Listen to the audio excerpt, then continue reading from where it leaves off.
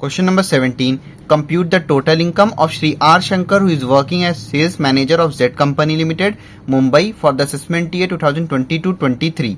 He received the following income and perquisites in the accounting year ended on 31st March 2022. हमको total income calculate करना है Shri R. Shankar का, जो कि sales manager है. टोटल और सारे इंफॉर्मेशन ये दे रखा है. सैलरी 7,000 पर मंथ, तो सैलरी जाएगा इनकम फ्रॉम सैलरी हेड में, और ये पर मंथ दिया है तो आप इसको 7,000 इंटू 12 करिए, 84,000.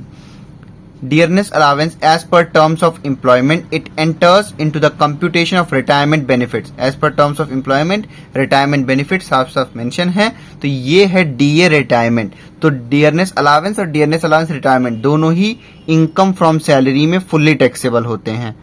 तो 3,000 इंटू 12 करके आप फुल्ली टैक्सेबल कर दोगे. बाकी रेंट फ्री हाउस या फिर प्रोविडेंट फंड कैलकुलेट करना है तो ध्यान रखना आप बेसिक सैलरी में ये ऐड होता है, यही डीए रिटायरमेंट. अभी तक जो भी क्वेश्चन करते थे ज्यादातर में डीए सिर्फ लिखा रहता था तो हम नहीं लेते थे, यहाँ डीए रिटायरमेंट है तो ध्यान रखिएगा. Third point, employer's contribution to a recognised provident fund. Shri R Shankar also contributes a like amount each month 1,300 rupees per month. भाई देखो, ये एम्प्लॉयर कंट्रीब्यूशन दे रखा है और श्री आर शंकर एम्प्लॉय थे तो एम्प्लॉयर और एम्प्लॉय कंट्रीब्यूशन दिया है, दोनों ही सेम अमाउंट कंट्रीब्यूट करते थे 1,300 पर मंथ. तो पहले एम्प्लॉय कंट्रीब्यूशन का देख लो. भाई एम्प्लॉय कंट्रीब्यूशन टू आरपीएफ एक बार तो सैलरी में ऐड होता है और एक 80C में डिडक्शन. तो सैलरी में हम तब ऐड करते हैं जब यहाँ पे कहीं मेंशन हो कि ये जो employee contribution to provident fund है नहीं इंक्लूड हुआ है. तो यहाँ तो ऐसा कुछ क्वेश्चन में मेंशन नहीं है, साफ साफ लिखा है सैलरी. तो जब भी सैलरी लिखा होता है तो हम मानते हैं कि उसमें एम्प्लॉय कंट्रीब्यूशन ऑलरेडी इंक्लूडेड है. तो इसीलिए एम्प्लॉय कंट्रीब्यूशन टू आरपीएफ का हम सैलरी में कुछ नहीं करते हैं, बस ये करते हैं कि इसको 80C में डिडक्शन दे देंगे. ठीक, अब आते हैं एम्प्लॉयर कंट्रीब्यूशन पे. तो एम्प्लॉयर कंट्रीब्यूशन पे हमने रूल पढ़ा है कि eight the rate 12% of salary तक एग्जेम्प्ट रहता है. और आरपीएफ के सैलरी का फॉर्मूला क्या होता है? Basic salary plus DA retirement plus DP plus commission on sales. ये दोनों है नहीं, बेसिक सैलरी और डीए रिटायरमेंट आप ऐड करना, उसका 12% निकालना, और उसका 12% जो भी अमाउंट आएगा उसको इसका जो पर एनम अमाउंट रहेगा उससे कंपेयर करना. आप जितना 12% से जितना भी ज्यादा अमाउंट होगा वही टैक्सेबल होगा. बाकी जब लिख के बताऊंगा तो और अच्छे से समझ में आ जाएगा आपको. ठीक है, तो ये सैलरी का पार्ट है, और ये क्योंकि ऑलरेडी इंक्लूड होता है तो सैलरी में नहीं इंक्लूड करेंगे, सीधे 80C में डिडक्शन दिखा देंगे. 1,300 into 12. Interest credited on Shri R. Shankar's balance in the Provident Fund at the rate 9.5% per annum 2,520. ऊपर बात हुई है रिकॉग्नाइज्ड प्रोविडेंट फंड की, यानी कि ये भी provident fund recognised provident fund की ही बात हो रही है. दूसरी चीज, जैसे एम्प्लॉयर कंट्रीब्यूशन टू आरपीएफ पे रूल है 12% तक का, इंटरेस्ट क्रेडिटेड टू आरपीएफ पे 9.5% तक एग्जेम्प्ट रहता है. ये तो साफ साफ मेंशन है 9.5%, तो यहाँ लिख दो आप एग्जेम्प्ट. उसके बाद इंटरटेनमेंट अलावेंस 12,000 पर एनम, तो पूरे साल का है, ये ध्यान रखना, ये पर मंथ नहीं है, पर एनम है. तो भूल से भी 12,000 इंटू 12 ना कर देना, ये तो पूरे साल का ऑलरेडी दिया हुआ है. तो यहाँ ये कौन से हेड में जाएगा? इनकम फ्रॉम सैलरी में जाएगा, और ये प्राइवेट एम्प्लॉय है तो fully taxable. 6th point, rent free unfurnished accommodation. Rent paid by the employer 18,000 per annum amount दे रखा है. सबसे पहली बात, रेंट फ्री हाउस में एक तो गवर्नमेंट एम्प्लॉय का कंडीशन होता है, एक प्राइवेट एम्प्लॉय का. ये वाला क्वेश्चन प्राइवेट एम्प्लॉय का कंडीशन है. प्राइवेट एम्प्लॉय में भी दो कंडीशन होते हैं, एक तब जब हाउस ओन्ड बाय एम्प्लॉयर, एक तब जब हाउस टेकन ऑन रेंट और लीज बाय एम्प्लॉयर. तो यहाँ आप ये वाला जब आप पॉइंट पढ़े होगे साफ साफ लिखा है रेंट पेड बाय एम्प्लॉयर, यानी कि एम्प्लॉयर ने खुद वो घर किसी से रेंट पे लेके श्री आर शंकर को दिया है. तो जब एम्प्लॉयर ओन करता है तब तो पॉपुलेशन वाला फॉर्मूला लगाते हैं, लेकिन जब एम्प्लॉयर रेंट पे या फिर लीज पे लेता है तब हम ये वाला फॉर्मूला लगाते हैं, amount of rent paid by employer और 15% of salary which ever is less. पहली बात, salary of rent free house सबसे पहले तो आप निकाल लेना. Basic salary, DA retirement, DP plus commission plus bonus plus all taxable allowance. फिर उस सैलरी का 15% या फिर जो रेंट पे किया एम्प्लॉयर ने, इन दोनों में से जो भी अमाउंट लेस होगा वो आप यहाँ पे लिखना. दूसरी चीज, फर्नीचर जब दिया होता तब तो हम ऐड करते, साफ साफ क्वेश्चन ने बोला है अनफर्निश्ड हाउस, तो फर्नीचर का कुछ नहीं, तो ये वाला यहाँ पे कुछ नहीं करना, बस यही लिखना आप. उसके बाद ये कोई अमाउंट अगर एम्प्लॉय ने पे किया होता तो वो भी नहीं है, तो सीधे यहाँ वाला जो अमाउंट आएगा वही इस क्वेश्चन के हिसाब से taxable value of rent free house हो जाएगा. क्योंकि ये अनफर्निश्ड हाउस है तो इससे मतलब नहीं, और एम्प्लॉय ने भी कोई अमाउंट नहीं पे किया है। उसके बाद है, और ये भी चला जाएगा इनकम फ्रॉम सैलरी में। उसके बाद है free use of a large motor car for private and official purpose, running and maintenance expenses Holi incurred by the employer. तो सबसे पहले कार जब भी प्रोवाइड होती है तो हम देखते हैं कि सिर्फ ऑफिस यूज के लिए हो रहा है, सिर्फ प्राइवेट या बोथ यूज। तो पहली बात तो ये प्राइवेट एंड ऑफिशियल यानी कि बोथ यूज के लिए है। तो बोथ यूज में भी दो कंडीशन होता है, एक होता है ये owned by employer and expenses by employer, यानी कि एम्प्लॉयर ही ओन कर रहा हो, एम्प्लॉयर ही खर्च कर रहा हो, और एक कि ओन्ड बाय एम्प्लॉयर यानी कि एम्प्लॉयर ओन कर रहा हो लेकिन एक्सपेंसेस एम्प्लॉय ओन कर रहा हो। तो यहाँ के हिसाब से हमको पता चल रहा है कि लिखा हुआ है Holi incurred by the expenses Holi incurred by the employer, मतलब ओन भी कर रहे हैं एम्प्लॉयर और एक्सपेंस भी कर रहे हैं एम्प्लॉयर। तो यानी कि ये फर्स्ट वाला कंडीशन लगेगा। और साफ साफ बोला गया क्वेश्चन में कि लार्ज मोटर कार, तो लार्ज मोटर कार का है 2400 पर मंथ फिक्स। जब भी बोथ यूज के लिए अगर कोई कार प्रोवाइड हुई है और उसको ओन भी एम्प्लॉयर कर रहे हैं और एक्सपेंसेस भी एम्प्लॉयर बॉर्न कर रहे हैं, तो फिर बिग कार का 2400 पर मंथ फिक्स होता है। ठीक, अगर ड्राइवर प्रोवाइड करते तो उसमें प्लस 900 पर मंथ भी करते। तो ड्राइवर नहीं प्रोवाइड है, सीधे आप लिखना large motor car for both use 2400 into 12 fully taxable in income from salary. Dividends from cooperative society, ये इनकम फ्रॉम अदर सोर्सेस का पार्ट है, fully taxable 1200। Shri R Shankar was a resident for the previous year 21-22, और ये resident थे यहाँ के लिए। Solution देखते हैं 17 का। सबसे पहले हम फॉर्मेट बनाएंगे कंप्यूटेशन ऑफ टोटल इनकम,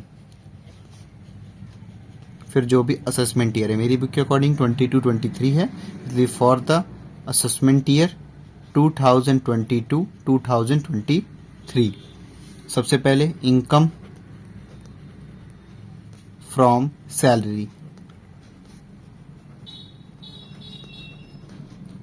इसमें दिया हुआ है सैलरी 7000 पर मंथ, तो आप यहाँ लिखोगे 7000 रुपीज इंटू 12 यानी कि 84,000।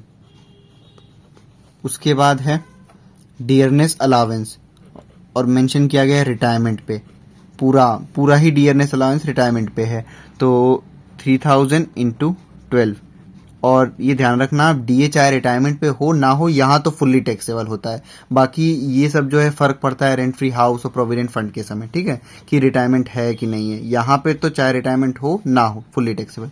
तो 3000 इंटू 12 36,000 रुपीज। उसके बाद है employer contribution, employer contribution to recognised provident fund, तो यहाँ सीधे सीधे अमाउंट दे रखा है, ये भी नहीं बताया कि ये 12% है कि नहीं। तो हमको पहले निकालना पड़ेगा कि ये 12% से कम है कि नहीं। अगर 12% तक है तो एग्जेम्प्ट, उससे ज़्यादा है तो जितना ज़्यादा है बस वही टैक्सेबल होता है। तो हम कैलकुलेट करेंगे इसको, हम यहाँ हेडिंग डाल देंगे रिकॉग्नाइज्ड प्रोविडेंट फंड। तो सबसे पहले हम निकालने, सबसे पहले salary for recognised provident fund यानी कि basic salary plus dearness allowance on retirement plus dearness pay plus commission on sales. Basic salary 7,000 per month था, हमने साल का निकाल लिया था, 84,000 था। डीए जो दिया हुआ है वो पूरा ही रिटायरमेंट पे है, तो पूरा अमाउंट आप यहाँ लिख लो, डीए रिटायरमेंट ही बस हम लेते हैं। तो डीए रिटायरमेंट दे रखा है 3,000 पर मंथ यानी कि 36,000। बाकी डियरनेस पे और कमीशन ऑन सेल्स नहीं है, तो आप इन दोनों को ऐड करो, ये आ जाएगा 1,20,000 रुपीज। ये हो गया सैलरी फॉर आरपीएफ। अब सबसे पहले हम निकालने 12% ऑफ ये वाला सैलरी जो आया है 1,20,000, तो ये हो जाएगा 14,400। ठीक, ये 12% है।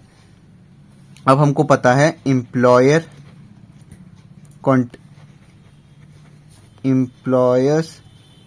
Contribution to RPF at the rate 12% exempt, मतलब 12% तक जो एम्प्लॉयर कंट्रीब्यूशन है वो एग्जेम्प्ट रहता है। तो भाई देख रहे हो 12% इतना है। अब जो इन्होंने एक्चुअल में जो श्री आर शंकर के एम्प्लॉयर ने जो कंट्रीब्यूट किया वो अमाउंट हम देखेंगे। तो भाई एम्प्लॉयर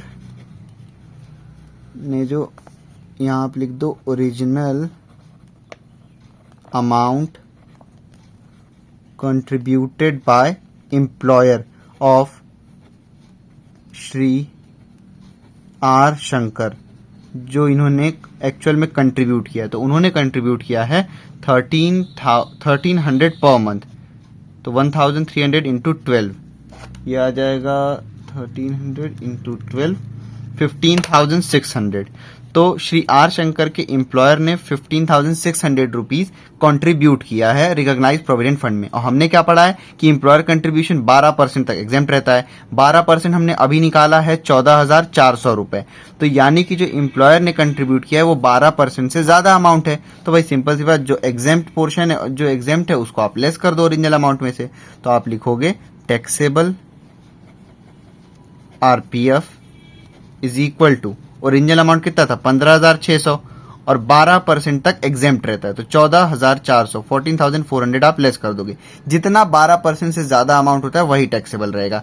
तो 15,600 माइनस 14,400, ये आ गया 1,200 रुपीज। तो 1,200 रुपीज टैक्सेबल आरपीएफ हो जाएगा, क्योंकि यही है इन एक्सेस ऑफ 12%, बाकी 12% तक तो एग्जेम्प्ट।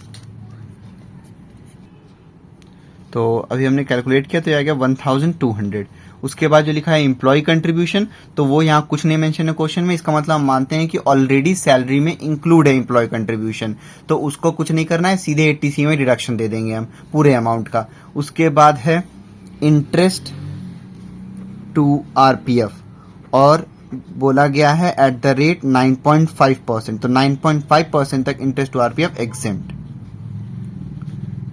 उसके बाद है इंटरटेनमेंट अलावेंस, प्राइवेट एम्प्लॉय के लिए फुल्ली टैक्सेबल होता है। इंटरटेनमेंट अलावेंस अमाउंट है 12,000 पर एनम, पूरे साल का ही दिया हुआ है, तो सीधे सीधे आप यहाँ पे लिख लो। उसके बाद है रेंट फ्री हाउस, तो वो भी यहाँ टैक्सेबल होता है, लेकिन उसको भी कैलकुलेट करना पड़ेगा। सबसे पहले हमारा काम है सैलरी, पहले आप हेडिंग डाल दो यहाँ पे रेंट फ्री हाउस, फिर लिखोगे आप salary for rent free house. उसका फॉर्मूला होता है basic salary plus dearness allowance on retirement plus dearness pay plus commission plus bonus plus all taxable allowances.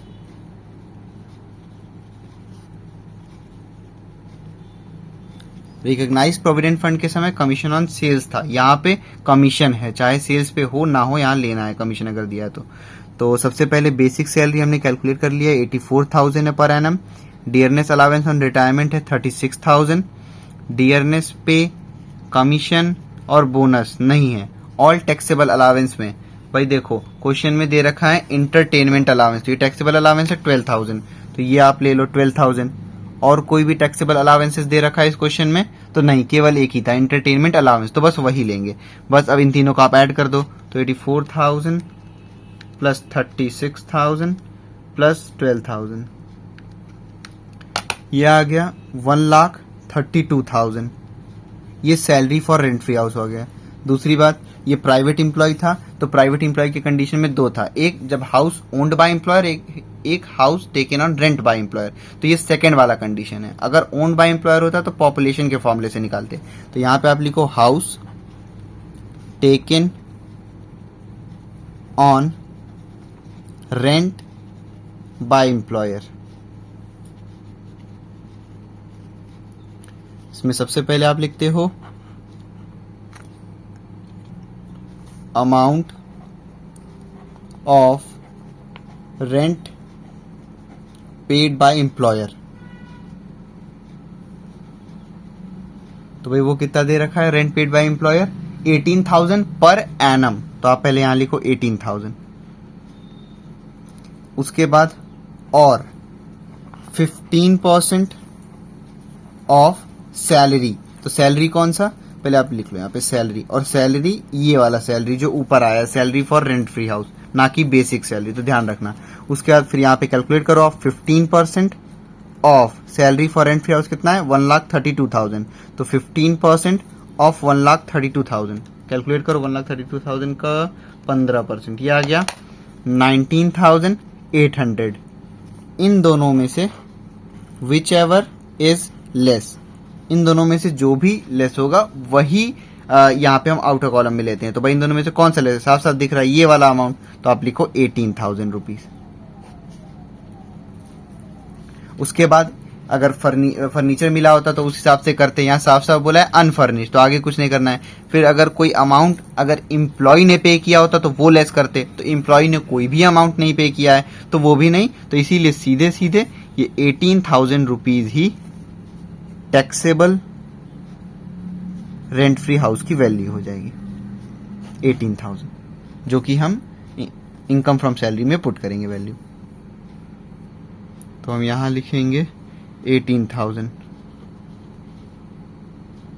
उसके बाद है रेंट फ्री हाउस के बाद free use of large motor car. तो हम सबसे पहले देखते हैं बोथ यूज के लिए है या सिर्फ प्राइवेट या सिर्फ ऑफिशियल। तो यहाँ साफ साफ लिखा है प्राइवेट एंड ऑफिशियल, यानी कि बोथ यूज। बोथ यूज में भी दो कंडीशन, तो इसमें एक कंडीशन होता है run owned and expenses by employer, तो ये वाला ही कंडीशन है यहाँ पे। तो ओन एंड एक्सपेंसेस, जब ओन एंड एक्सपेंसेस दोनों ही एम्प्लॉयर करता है तब लार्ज मोटर कार के लिए 2400 पर मंथ और स्मॉल मोटर कार के लिए 1800 पर मंथ फिक्स रहता है। तो यहाँ लार्ज मोटर कार है तो आप लिखो large car for both use. तो फिक्स कितना होता है 2400 पर मंथ, स्मॉल कार के लिए 1800 पर मंथ, तो यहाँ पे 2400 पर मंथ होगा। 2400 इंटू 12, ये हो जाएगा 2400 इंटू 12, ये आ गया 28,800। ये सीधे आप यहाँ पे लिख दो। अगर यही चीज ड्राइवर भी प्रोवाइड किया हो गया होता तो यहाँ हम लिखते कि 900 ड्राइवर का फिक्स होता, तो प्लस 900 इंटू 12 हम करते। ठीक है, तो यहाँ पे सिर्फ ये था, तो हमने लार्ज कार का सीधे सीधे लिख दिया बोथ यूज के कंडीशन में। Owned and expenses by employer वाला कंडीशन था। उसके बाद है बस इनकम फ्रॉम सैलरी का इतना ही था, तो इन सबको आप ऐड कर दो। 84,000 plus 36,000 plus 1200 plus 12,000 plus 18,000 plus 28,800, ये आ गया 1,80,000 रुपीज। ये आया अभी ग्रॉस सैलरी। इसमें से लेस करेंगे हम डिडक्शन अंडर सेक्शन 16, जो कि फिक्स होता है। उसमें सबसे पहले standard deduction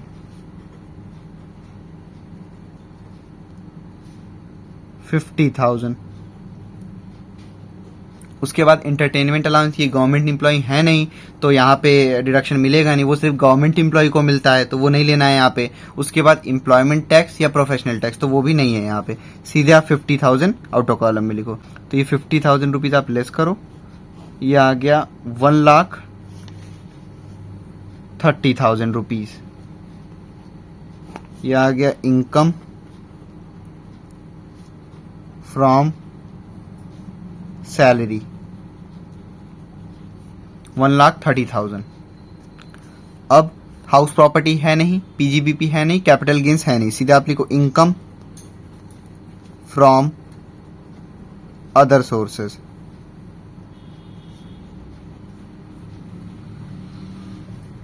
income from other sources, तो इसमें बस एक दिया हुआ है लास्ट पॉइंट 8, लिखा है dividends from cooperative society, amount दे रखा है 1200 और कुछ भी नहीं दिया हुआ है, तो यही सीधा आउट ऑफ कॉलम में आप लिख दो 1,200। यहाँ पे देखो 1,200 लिख के इनकम फ्रॉम अदर सोर्सेस।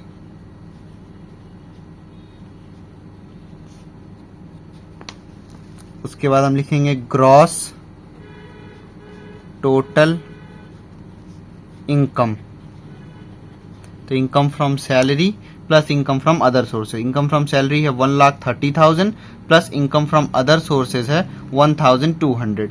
इसको ऐड करो आप, तो ये आ गया 1,31,200। ये अभी आया है ग्रॉस टोटल इनकम।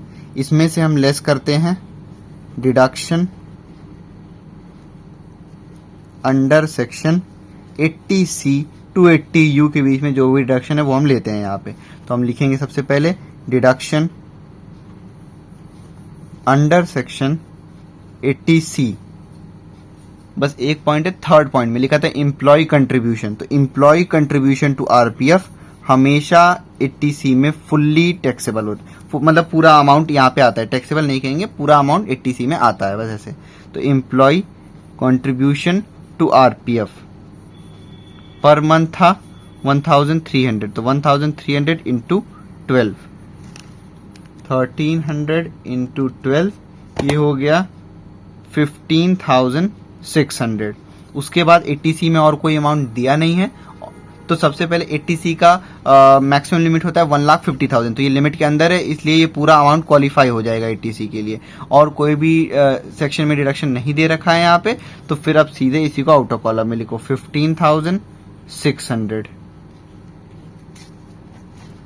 और इसको आपको लेस करना है ग्रॉस टोटल इनकम में से।